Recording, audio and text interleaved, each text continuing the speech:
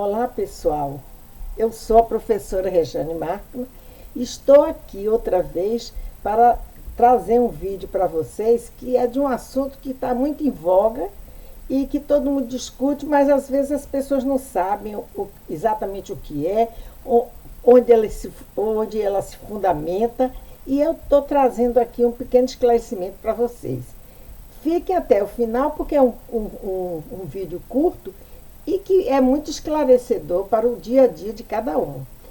Agora, antes da gente começar, eu quero pedir a vocês para se inscreverem aqui no canal, se ainda não são inscritos, e pedir a alguém dos seus amigos ou da sua família para vir até o canal e se inscreverem também. Deem o seu like se gostarem e vamos lá para a nossa conversa. Bem, eu vou falar hoje sobre as emendas parlamentares, que há toda uma discussão aí a respeito das relações do Congresso com o governo executivo, né, com o governo federal. E eu quero dizer a vocês que na lei brasileira há a separação dos três poderes, como a gente vai falar mais detidamente em outro vídeo. E existe essa separação, mas também esses três poderes têm que funcionar harmonicamente. E isso aqui é que cada governo que assume procura fazer essa relação com o Congresso para que ele possa aprovar os projetos que são de interesse do governo para tocar a economia, para fazer os projetos sociais, etc. E entre essas atribuições que são conferidas ao Congresso, né, à Câmara de Deputados e ao Senado, são exatamente as chamadas emendas parlamentares, que são a participação do Congresso no orçamento da União, nos recursos públicos que o governo federal arrecada e aplica no país. Então, eles têm o direito, essas emendas, através de projetos de emendas, eles têm uma parte dos recursos para poder aplicar nas suas bases parlamentares, nos seus estados, nos seus municípios, e isso é definido pela Constituição. Além de ser um elemento altamente democrático, porque se o Congresso representa a população, ele faz como se fosse o povo que está aplicando, governamentais também. Entretanto, isso pode ocorrer alguns desvios se não for devidamente contornada e negociada toda essa participação entre o governo federal e o Congresso, tá certo? Então tem que ter um certo sentido de se fazer isso. E, além disso, cabe ao governo federal fiscalizar e fazer uma auditoria dessas verbas que são aplicadas, porque tem que haver uma responsabilidade para a aplicação de recursos públicos, do uso de recursos públicos, né? O que aconteceu que tornou essas emendas mais, de certo modo, negativas, foi que na legislatura que foi eleita em 2018, os deputados e senadores foram eleitos naquela época, houve uma mudança com relação ao governo federal, que também o governo federal teve culpa nisso. As emendas eram chamadas emendas individuais. Cada deputado e senador recebia um montante para ser aplicado tranquilamente, sem problemas. Entretanto, a partir dessa legislatura anterior, quando se criou a Lei de Diretrizes Orçamentárias, a LOA chamada, que é uma lei que tem um redator, que é um parlamentar, que redige isso e discute com o governo o orçamento, o montante do orçamento que vai para cada ministério, e inclusive aí eles incluem o montante de recursos para as emendas parlamentares. Então, nessa LOA de 2019, aconteceu uma diferença. É porque o relator criou e negociou com o governo aceitou, o relator teria direito a uma parte desses recursos para distribuir com entes públicos, né, com municípios, estados, associações da sociedade, e ele não precisava definir quem ia destinar esses recursos, quem iria receber esses recursos. Então ficou uma coisa meio nebulosa, sem muita transparência.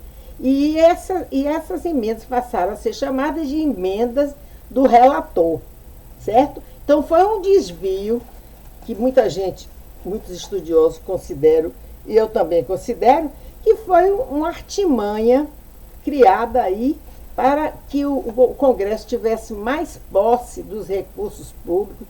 E no governo passado, isso aconteceu de uma forma tão constrangedora, tão forte, que passou-se a se chamar esse instrumento, esse instituto aí de destinação de recursos, de orçamento secreto, porque não havia transparência, entendeu?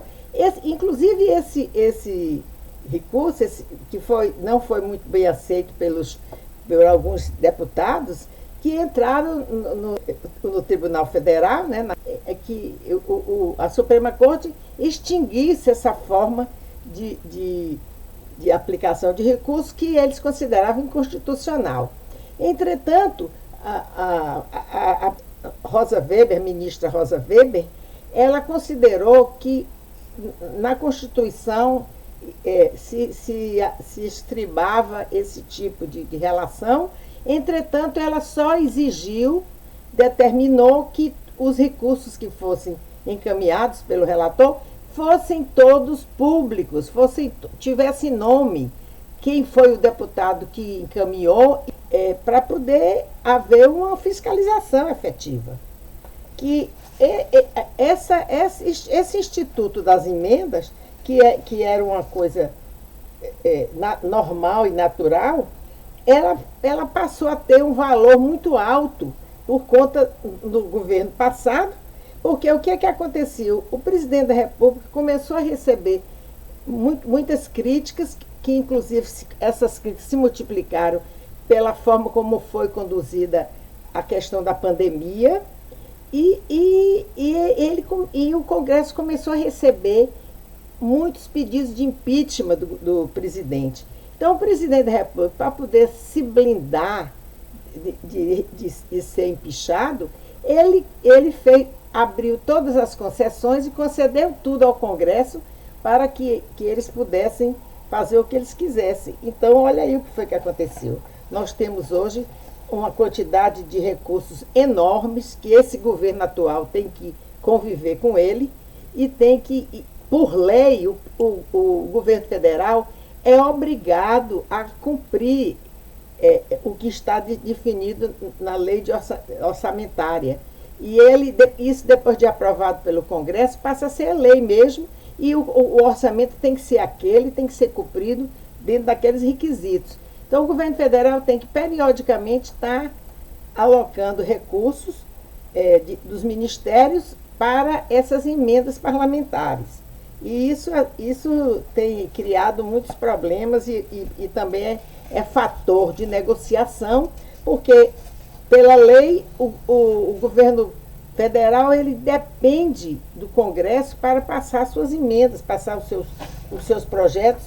E quando a Câmara Federal ela é muito fisiológica, ela gosta muito de dinheiro, então a negociação é na base dessa liberação das emendas, que não é propina. Esse recurso está lá alocado no orçamento, e o governo é obrigado a liberar esses recursos, entende? Então não há nada de ilegal nisso. Outra coisa muito inadequada que também ocorreu é que cada vez mais, a partir dessas emendas do relator, tudo que é destinado para os deputados e tudo é automaticamente controlado, especialmente na Câmara Federal. pelo presidente da Câmara, que assim ele acumula mais poder diante dos seus pares. O executivo ele também dispõe de mecanismos para poder controlar a aplicação desses recursos, avaliar os benefícios que foram feitos, avaliar como esses recursos foram aplicados, se foi da forma correta, que desvios ocorreram com esses recursos. Então, eles têm vários dentro da legislação, o governo federal tem vários mecanismos, entendeu? Então, eu vou aqui praticamente ler para vocês, vou ter que usar aqui o papel para me lembrar desses tópicos, para poder dizer a vocês quais são os mecanismos de controle que detém o governo executivo, né, o governo federal, para prestação de contas. Bem, os órgãos que ajudam, vamos dizer, o governo a realizar esse tipo de trabalho, de controle, são a CGU, que é a Controladoria Geral do Estado, e o outro órgão é os TCUs, que seriam os Tribunais de Contas da União. Existem estaduais e existem federais. Eles são órgãos que são, vamos dizer, ligados ao governo federal, mas que não são parte de ministérios, por exemplo, da administração. Esses são os órgãos são como se autarquias. Então, eles também ajudam o governo federal a exercer esse controle sobre a aplicação dos recursos orçamentários. Então, a primeira coisa é a seguinte, é a exigência de prestação de contas por cada ente público que recebe esses recursos. Por exemplo, uma prefeitura que receba um determinado recurso para, vamos dizer, aplicar em calçamento de rua, asfaltamento de rua. Então, primeiro ele tem que apresentar um projeto dizendo quantas ruas serão asfaltadas, né, quais são os critérios técnicos que vão orientar esse serviço e o montante e o volume de recursos que são necessários para realizar esse serviço. Então, essa prestação de conta deve vir depois, durante e depois que os serviços são concluídos, porque periodicamente, durante as obras, eles devem enviar relatórios periódicos, que aí é o governo que determina a periodicidade, para que se veja como essas obras estão andando, correto? Então, essa prestação de contas, no final, ela tem que vir acompanhada de notas comprobatórias, né, de elementos comprobatórios que comprovem que as verbas foram utilizadas, como notas fiscais, recibos, né, contratos de serviço, etc. Outro elemento de controle é a análise e auditoria. Quando houver uma necessidade maior de se fazer um controle, por exemplo, numa prefeitura lá no interior, que é de difícil acesso, muitas vezes é necessário se fazer uma auditoria, não há muita, vamos dizer, não há muita condição funcional da prefeitura para realizar os relatórios com muita presteza, nem com muita claridade. Então, se faz uma análise do material que vem para o governo e esse material é encaminhado para a CGU. E esse órgão define alguém para ir lá na prefeitura para verificar in loco o que realmente aconteceu, fazer uma auditoria ao vivo para poder aprovar aquelas contas. E outro tipo, o terceiro mecanismo, é exatamente a transparência das informações para a sociedade. É uma maneira de trazer a sociedade para também fiscalizar. O governo tem o portal da transparência na internet, onde ele deve colocar todas essas contas, todas essas obras que foram feitas por prefeitura, por tudo, que são oriundas dessas emendas parlamentares. E lá deve ter o nome do deputado que ou do senador que encaminhou essa emenda, que patrocinou essa emenda, e a prestação de contas dessas obras também são expostas nesse portal, e a sociedade, qualquer indivíduo, qualquer cidadão poderá entrar e verificar essas contas, o que foi que aconteceu com o dinheiro que no final das contas é nosso, né? Agora, outra coisa que o governo federal poderá fazer, quando se notar algum desvio, alguma coisa, houver alguma denúncia, ele pode criar comissões de acompanhamento composta de alguns membros, de alguns funcionários, que irão realizar uma auditoria nessas contas e, inclusive, poderão ir olhar o que foi feito também, né? Que se esse recurso dessas emendas foram aplicados devidamente. Então, essas comissões também são um mecanismo que capacita o governo a fiscalizar todo o dinheiro público que foi aplicado através das emendas. Para o governo federal realizar sanções, cortar os recursos para que não haja nenhum prejuízo para o orçamento, né?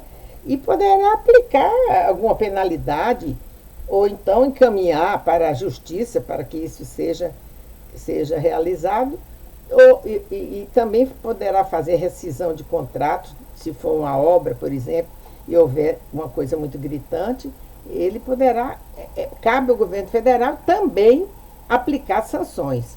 Então, gente, eu quero só dizer que realmente, numa democracia, nós temos as pessoas têm a liberdade de agir de acordo com a Constituição, de acordo com as leis, porque as leis são para todos. As leis são mecanismos que fazem com que haja uma relação social entre os indivíduos mais harmônica, que cada um respeite o direito do outro e exija que seus direitos sejam respeitados. Então, a lei estabelece os limites de cada um no espaço público. E é importante que o Congresso, que representa a população, né, e os estados, eles têm que ter atitudes que sejam muito honestas, que sejam muito corretas, porque eles estão representando a população. E eles devem prestar conta do que desse mandato que eles receberam, às pessoas que os elegeram, seus eleitores. Então, a democracia nos possibilita fazer esse controle. Então, eu chamo a todos para irem lá no portal da transparência e olharem, por exemplo, eu moro no município tal, da Paula, por exemplo. Eu vou lá e vou ver quais foram as obras que foram feitas, de onde veio esse dinheiro, veio emenda parlamentar para cá para realizar serviço, como é que isso foi feito? Então, gente, o nosso papel também. A gente não pode só ficar reclamando dos políticos, reclamando do que acontece de desvios ao nosso redor, se a gente também não participa politicamente. A gente também, como cidadã, tem o direito de fiscalizar. Entendeu, gente? Então, eu só queria agradecer vocês terem chegado até aqui. Espero que isso tenha servido bastante para vocês se orientarem em alguma coisa e que vocês também agora saibam o que são emendas parlamentares. Um beijo grande para todos e até a próxima.